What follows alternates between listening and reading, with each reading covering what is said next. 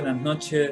Hoy en el ciclo Música de Lobo que organiza la Fundación Carlos Edmundo de Ori con Onda Cádiz tenemos a María Jesús Ruiz.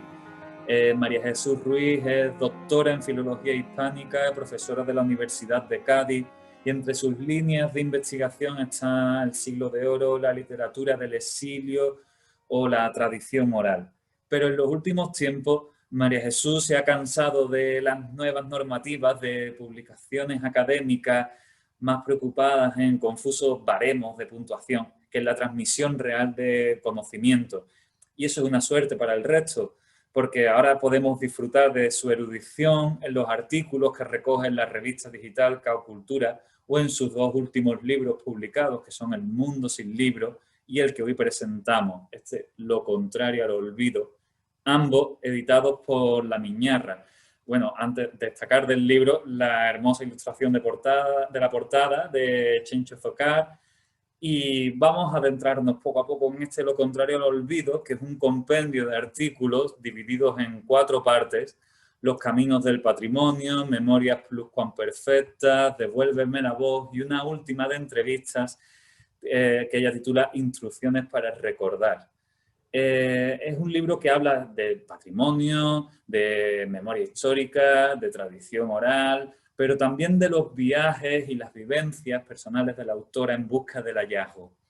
Hay que agradecer a María Jesús su curiosidad incansable y su generosidad por compartir sus conocimientos con todos nosotros. Y bueno, darle las buenas noches. Buenas noches, María Jesús. Buenas noches, Salvador. Muchas gracias. Parece que todo el mundo tenemos claro qué es el patrimonio, pero si cada uno tenemos que definirlo, daríamos probablemente una definición distinta. ¿Qué es el patrimonio, María Jesús? Sí, es una palabra que está de moda y que todo el mundo sabe definir y que cada uno efectivamente lo define de una manera distinta. Durante unas semanas al año, en cada curso, doy clases a estudiantes de turismo, a graduados en turismo sobre patrimonio inmaterial. Y cuando empezamos la clase así, que es el patrimonio, cada uno efectivamente lo define de una manera distinta. El patrimonio y el patrimonio cultural en el que nos vamos a centrar es cualquier objeto, todo aquel objeto, manifestación, práctica, uso, costumbre o ritual con el que una colectividad se siente identificado, es decir, que tiene carácter identitario para un colectivo social más o menos amplio. Eso es el patrimonio. Y lo único que puede definirlo realmente es el carácter identitario, el poder identitario. No es verdad que el patrimonio sea lo antiguo. Lo antiguo no es necesariamente patrimonial y no es una coordenada que defina al patrimonio. El libro empieza con un artículo que precisamente intenta disipar esa duda, ¿no? El artículo se titula Clint Eastwood y otros dinosaurios. Y es también un artículo surgido de una experiencia personal, de un viaje. Es un viaje por la Sierra de la Demanda, que es un paisaje precioso, hermosísimo, que está entre Soria y Burgos, y donde se rodó El bueno, el feo y el malo, la famosísima película de Clint Eastwood, dirigida por Sergio Leone. Yo fui allí hace unos años, no buscando los escenarios del bueno, el feo y el malo, sino buscando lo que yo creía que era lo verdaderamente patrimonial de la zona, que son las ignitas, huellas de dinosaurios. Huellas de dinosaurios maravillosas, no sé si tú lo has visto, es muy emocionante ver allí la huella clarísima, ¿no? en la Tierra de 140 millones de años. Bien, pues mi sorpresa fue que los 140 millones de años de las ignitas no suponían un gran sentimiento de identidad para los habitantes de la comarca, pero sí, en cambio, había una ruta turística, un continuo homenaje en bares, en plazas, en todos los sitios de los pueblos de la zona a la película del bueno, el feo y el malo, que les reportó pues renombre mundial a la sierra, a la zona, y les reportó evidentemente beneficios económicos, ¿no? a los ciudadanos en ese momento. Es eso es lo que ocurre con el patrimonio. Lo identitario siempre está por encima de cualquier otro criterio, ¿no? que tengamos, que adoptemos para definirlo. Exacto, y hablando de lo identitario, en distintos artículos de tu libro hablas de la zambomba, que es un tema que has tratado ampliamente. Sí, Cuentas que podría proceder de Flandes y sí, que probablemente, sí. en parte de la geografía española se utiliza en otras épocas del año, más allá de la Navidad. Sí. La zambomba de Jerez está reconocida como patrimonio inmaterial. Sin embargo, análisis como estos que tú haces podrían resultar ofensivos para ciertos sectores. Sí, lo son. Lo son, ¿verdad? Sí, Pues sí. no da la impresión de que cuando el patrimonio se vuelve institucional se convierte en un fenómeno etnocentrista, excluyente, cuando precisamente la riqueza del patrimonio es el intercambio entre culturas. Sí, efectivamente, es así. No es una impresión, es lo que lamentablemente ocurre en la mayoría de los casos. Cuando la UNESCO empezó a hablar de patrimonio inmaterial cultural, en 2003, en la famosa convención donde se reconoce por primera vez el folclore y el patrimonio cultural como valores, bienes que hay que preservar, advierte la UNESCO en ese documento que uno de los grandes peligros es la malversación de ese patrimonio. Es un patrimonio muy frágil porque es muy dúctil, muy variable, está en continua evolución. Entonces es muy difícil, por ejemplo, de musealizar, de catalogar, etcétera. Tiene que recibir obligatoriamente un tratamiento distinto al que se le concede al patrimonio artístico, al patrimonio monumental. La zambomba es un claro ejemplo, ¿no?, de estos peligros que en manos de las instituciones puede sufrir el patrimonio cultural. La UNESCO advierte del peligro de malversarlo, de simplificarlo, de someter el patrimonio falsificando a unos intereses políticos o económicos que no son los intereses que tiene que perseguir la preservación del patrimonio. La zambomba es un fenómeno que se ha dado y se da en toda la península, prácticamente en toda la península, menos algunas zonas muy al norte, prácticamente en todas, incluido Portugal. Y es probablemente, sí, el origen del instrumento y de la práctica proviene de Flandes, de la zona flamenca, en tiempos en que era española, siglo XVI, siglo XVII. Durante todos esos siglos se desarrolla en invierno, en verano, con mujeres, con hombres, con repertorios muy diferentes. Y como otras manifestaciones folclóricas, patrimoniales, la guerra civil y la dictadura pues la debilita y casi la extingue.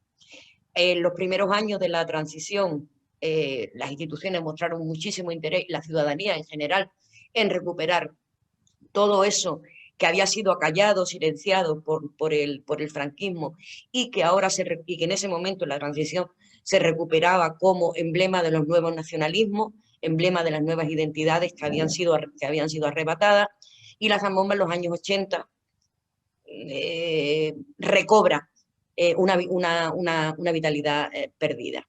Pero a la vez que recobra una vitalidad perdida, se convierte efectivamente en un objeto que las instituciones no solamente intentan preservar, sino que intentan rentabilizar. Y cuando una institución gestiona el patrimonio cultural de una manera muy intervencionista porque tiene mucha rentabilidad económica, turística, electoral, política, normalmente lo que hace con ese patrimonio es jibarizarlo, es decir, reducirlo a una muestra, a un producto en el que interrumpe o destruye sencillamente el proceso. El patrimonio cultural inmaterial es un proceso, no un producto. Cuando lo conviertes en producto, lo conviertes en un objeto comercial de intercambio y por tanto le estás quitando el fuste fundamental del patrimonio, que es el uso que como manifestación identitaria tiene la comunidad que lo emplea, que es la dueña, la única dueña de ese patrimonio.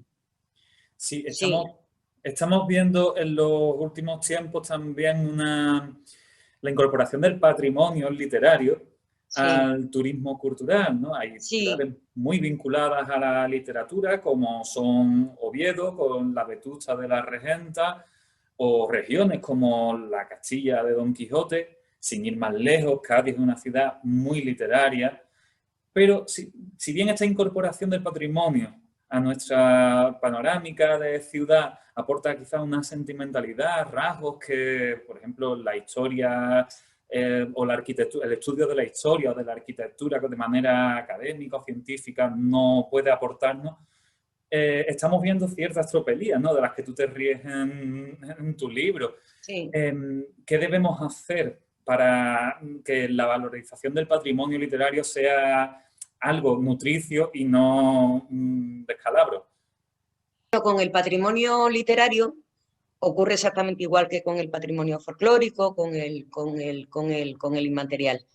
Es necesario difundirlo, hacerlo llegar al ciudadano para que el ciudadano participe de la defensa y de la puesta en valor de ese patrimonio literario, pero hay que hacerlo sin falsificarlo.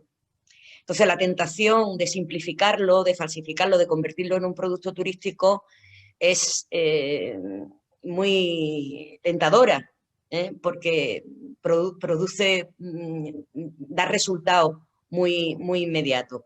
Pero en nombre de esos resultados se hacen verdaderas tropelías, ¿no? Yo siempre comparo esos casos, el de la Zambomba o el del patrimonio literario, con la película de Berlanga, Bienvenido Mr. Marshall, ¿no?, que todo el mundo conoce.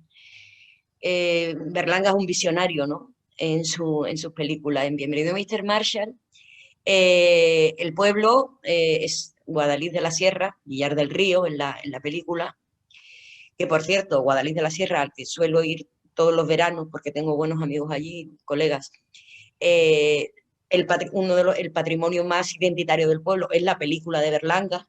En el balcón de Guadalís de la Sierra hay una estatua de Pepe Iber haciendo alcalde, dando su famoso discurso de alcalde, como soy vuestro alcalde, os debo una explicación y la voy a dar porque soy vuestro alcalde, etcétera, etcétera. Bueno, es otra historia, pero muy, muy divertida también.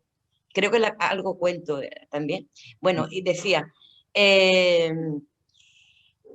con el patrimonio literario, ¿no?, que ocurre como Bienvenido Mr. Marshall. Entonces, el pueblo de Villar del Río es un pueblo de la posguerra, es un pueblo que pasa hambre y que de pronto le dice que viene el americano es el turista para nosotros.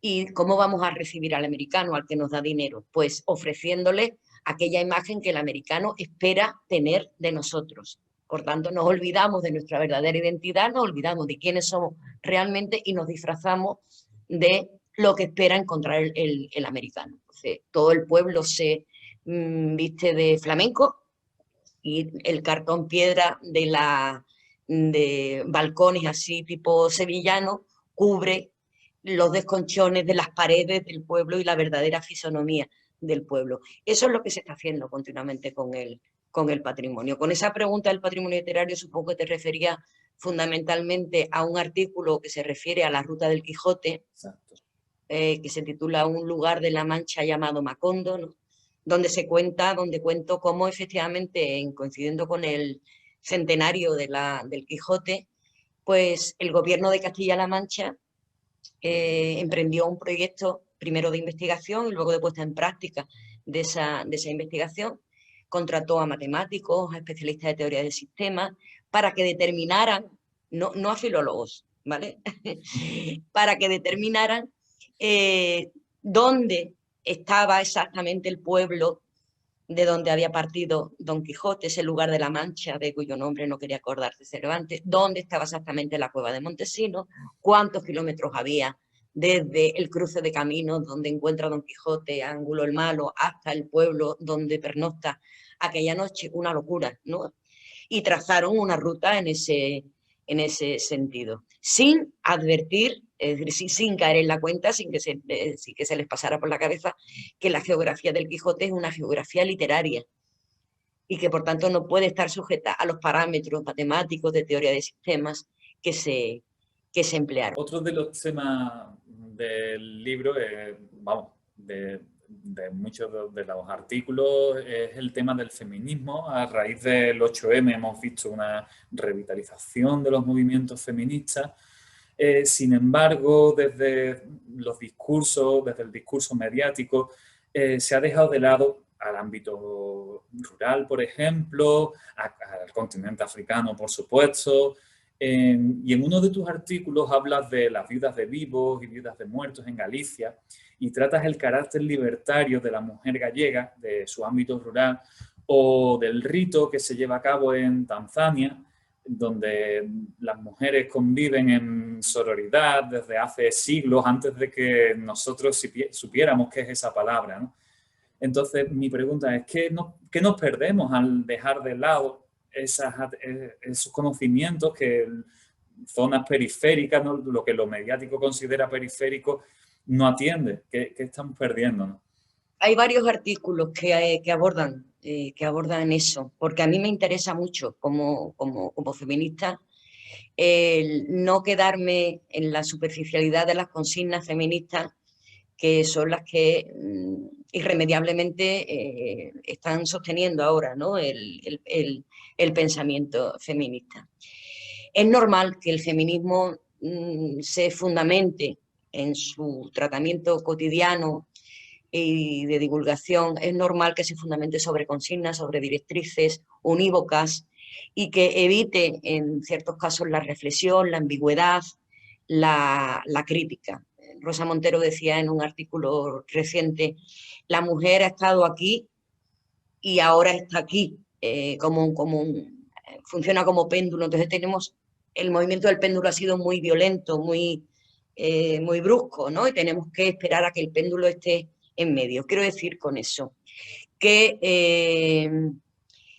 es indudable el progreso, la incorporación a la vida pública, el progreso que la mujer ha tenido en la sociedad en el último siglo, gracias al feminismo, pero hay víctimas también en ese discurrir tan decisivo, ¿no? que ha tenido el feminismo. Y las víctimas son de muy variado tipo y son aquellos elementos o aquellos comportamientos, aquellos usos o aquellas actitudes o aquellas figuras como Frida Kahlo, ¿no? que muestran en un momento dado una ambigüedad o que pueden poner en duda la legitimidad del feminismo. Frida Kahlo es un ejemplo, es por un lado icono de un feminismo subjetivo, libre, individualista, poderoso, pero por otro lado también es incómoda, puede resultar incómoda para el feminismo, porque es también, y ella lo explica en su arte y en sus escritos, ¿no? La apuesta de la sumisión, de la obediencia, del silencio, de la inferioridad voluntariamente tomada ante un ser superior, ante el hombre que considera superior, Diego Rivera en su caso. Esas son situaciones incómodas. Y también hay en este tema del que estamos hablando un continuo y muy peligroso y muy preocupante, a mí me preocupa, desconocimiento de la historia, de la memoria del feminismo. Hay un artículo que tiene que ver también con esto, que se titula El príncipe durmiente, que habla del contracuento de la Bella Durmiente, que es el príncipe durmiente. Tanto el príncipe durmiente como la Bella Durmiente existen en la tradición oral desde hace siglos, ¿no? Y es uno de los casos en que hay un cuento y un contracuento. En el príncipe durmiente hay un príncipe que está hechizado y que espera que una mujer valiente, activa, que se sepa que pueda enfrentarse al viento, al sol, a los leones y a una serie de peligros, pueda venir a rescatarlo, a despertarlo. Ese cuento lo recoge de la tradición oral Demófilo, el padre de los Machados, a finales del siglo XIX, y luego, hace unos 30 o 40 años, lo recoge también en sus cuentos de la media lunita Antonio Rodríguez Almodóvar. Y ahora se acaba de editar en una colección de cuentos canarios de una editorial de Tenerife que trabaja en el cuento infantil. Sin embargo, ese cuento no tuvo ninguna buena aventura, ninguna fortuna durante el franquismo. El franquismo lo eliminó, porque a la sección femenina, que era el órgano que controlaba las lecturas infantiles y la transmisión del folclore, no le convenía ese cuento, le convenía el cuento de la Bella Durmiente, que es el de la mujer sumisa, silenciosa, que espera a que el hombre decida su destino. El feminismo actual, cierto feminismo actual, quiere acabar, quiere desterrar el cuento de la Bella Durmiente, porque no sabe que existe el cuento del príncipe durmiente. Entonces, el feminismo no tiene más remedio que pararse a pensar y a conocer y a reflexionar sobre los fundamentos teóricos en los que se está sustentando. Porque queriendo eliminar a la Bella Durmiente, primero está comportándose igual que la sección femenina, exactamente igual, es decir, eliminar modelos, censurar modelos, y además está privando a la memoria cultural de los niños futuros, pues una parte de esa tradición que por motivaciones políticas se desterró. Es mucho más complejo, ¿no?, el tema del feminismo de lo que aparentemente parece. Sí. Siguiendo este hilo, uno de los mejores artículos para mí, o de los que más he podido disfrutar, es el de Cómicas. En él hace un repaso de la mujer en el teatro en España desde el siglo XVI, ya la nombra a las actrices El Quijote, a nuestros días repasan nombres desde Micaela Luján a Margarita Xirgu, y no está en este libro, pero lo podríamos incluir porque hace unas semanas he escrito un artículo maravilloso sobre la no menos maravillosa obra de teatro de las niñas de Cádiz, del vientre salvaje, y podrían formar parte de este recorrido también. ¿Y por qué? Porque todo lo que tienen en común estas mujeres es la libertad, ¿no? ¿Por qué la mujer ha podido ser más libre, María Jesús, desde el teatro que desde otros ámbitos? Porque el teatro, en sus mejores momentos, es decir, cuando ha sido verdaderamente teatro, así ha funcionado como Lorca planteaba que debía ser el teatro. Es decir, decía Lorca, el teatro no está para contar las cosas, sino para cambiar las cosas. La poesía puesta en pie, hablaba Lorca del teatro. Un espacio donde se puede decir todo, porque la ficción del escenario permite esa libertad. Entonces, evidentemente, las mujeres que se han subido en las tablas, que han sido las más valientes, es porque tenían algo que decir y porque querían decirlo en libertad. Creo que que ese artículo que está escrito durante una experiencia teatral propia. Yo nunca había hecho teatro y tuve la oportunidad de hacerlo con un grupo de mujeres aficionadas al teatro, hacer una comedia. Ese artículo termina diciendo, es un lugar mágico, es un lugar de libertad, porque la palabra mierda significa suerte, ¿no? Es un sitio donde no solamente se puede decir mierda, sino que hay que decirlo. Y simboliza muy bien, ¿no?, lo que es el teatro. Entonces, evidentemente, las mujeres españolas, las actrices españolas que se incorporan al teatro muy pronto, un siglo antes que las inglesas, siendo Inglaterra la cuna del teatro.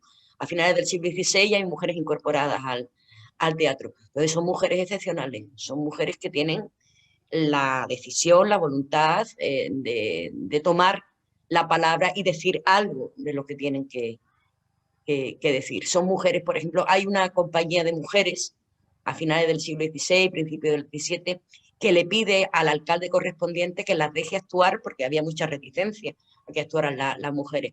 Les piden que las deje actuar porque ellas son las que están llevando el pan a su casa.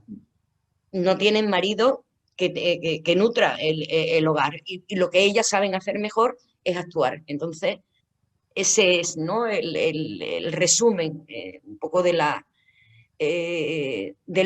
manera tan decisiva que la mujer se incorpora a la escena. Hemos tocado antes un tema que es el de la memoria histórica, nos has estado hablando de la sección femenina, del franquismo. La memoria histórica también tiene gran protagonismo en este libro, y como tenemos que ir terminando, yo te pediría que nos explicaras uno de los proyectos de los que tú hablas en tu libro, que es Devuélveme la voz, de la Universidad de Alicante. ¿En qué consiste este proyecto, que me parece interesante para recuperar ese tiempo de silencio que vivió España? Efectivamente, sí, es una buena imagen. Quitar ese tiempo de silencio. Bueno, es un proyecto, como has dicho, impulsado por la Universidad de Alicante, Es un proyecto general de memoria histórica, dentro del cual hay una parte, una sección que se llama Devuélveme la voz, y que es un archivo digital de retransmisiones radiofónicas de los exiliados españoles durante la dictadura. Hasta el momento, que yo sepa, tienen digitalizado y a disposición del público bastantes grabaciones en la radio francesa. Y yo espero que en el futuro incorporen grabaciones de radios americanas, cuando los exiliados, donde la actividad radiofónica de los exiliados fue intensísima, ¿no? Y la radio se convirtió en sitios como Montevideo, o como Buenos Aires, o como México, Ciudad de México, se convirtió en la ventana por la que los exiliados se asomaban a su patria, a la que ya la mayoría nunca más pudo volver. Alejandro Casona estuvo años haciendo para Radio Buenos Aires y Radio Montevideo charlas de un fumador. Era una sección donde charlaba con el público. Y, por ejemplo, María Lejárraga, que también estaba en Buenos Aires, que era una gran amiga de Casona, hablaba de esas charlas como la lluvia fresca del verano, ¿no?, en el exilio, la gran alegría semanal en la tristeza del exilio. Sí.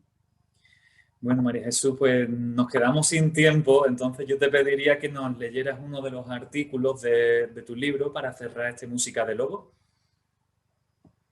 Muy bien. Voy a... Un momentito. Voy a leer el artículo que abre una de las secciones del libro y se titula Cada anciano que muere es una biblioteca que se quema. Es un artículo, uno de los últimos artículos incorporados al libro. Lo escribí a finales de marzo, cuando empezábamos el primer gran confinamiento, y a raíz de la noticia de que habilitaron el Palacio de Hielo de Madrid como morgue ante el gran número de muertes que estaban sucediendo. Dice: cada anciano que muere es una biblioteca que se quema. La frase la dijo Amadou Hampâté-Bâ, escritor de Mali, refiriéndose al patrimonio literario oral, a todas esas canciones, cuentos, oraciones y demás pedacerías poéticas que nos hacen humanos porque nos otorgan conciencia de tiempo, conciencia de que estamos hechos en buena parte de memoria y de que cada uno de nosotros regenera la esencia de la humanidad cada vez que actualizamos un verso aprendido de nuestros antepasados. Naturalmente, este argumento es equidistante de ese otro que he leído por las redes sociales acerca de que la conveniencia para la economía mundial de la muerte de ancianos por la COVID-19. Curioso, jamás lo había pensado así, o al menos no en términos tan tajantes. La transmisión del conocimiento es inversamente proporcional a la prosperidad económica de las naciones. Oído cocina. En tiempos de postrimería como este que ahora nos acuna, alguien también ha sacado a relucir las inevitables distopías literarias, especialmente la de Fahrenheit 451. Aquella retrataba un mundo de libros ardiendo y de hombres ardientes que habían aprendido de memoria un libro para que éste no muriera. Pero comparado con el ahora de nosotros, la ficción futurista de Bradbury es felicísima, porque aquí nadie quiere eliminar los libros. Aquí lo que se quiere es eliminar a los que han vivido lo suficiente para aprender de memoria un libro, su repertorio de sabiduría, su corpus de cuentos y poemas y canciones, su caudal de palabras que los jóvenes todavía no han oído y que se quedarán sin oír para siempre. Y si nos quedamos sin oír y nos morimos sin haber oído a los mayores del mundo, a los mayores, el mundo perderá sus nombres y las cosas no se podrán decir y, sintiéndose innombradas, dejarán de existir. En estos días se nos está yendo cientos de ancianos, cientos de bibliotecas devastadas, cientos de voces sabias que ya no podremos oír. La tragedia no es la soledad de los cadáveres en el Palacio de Hielo. La tragedia es la desolación de nuestra memoria. No se me ocurre mejor manera de terminar que con cada anciano que muere en una biblioteca que arde, muy representativo de todo lo que estamos viviendo. Y bueno, darte las gracias, recomendar a los espectadores lo contrario al olvido. Y nada, María Jesús, ha sido un placer. Buenas noches. Buenas noches, muchas gracias, Salvador.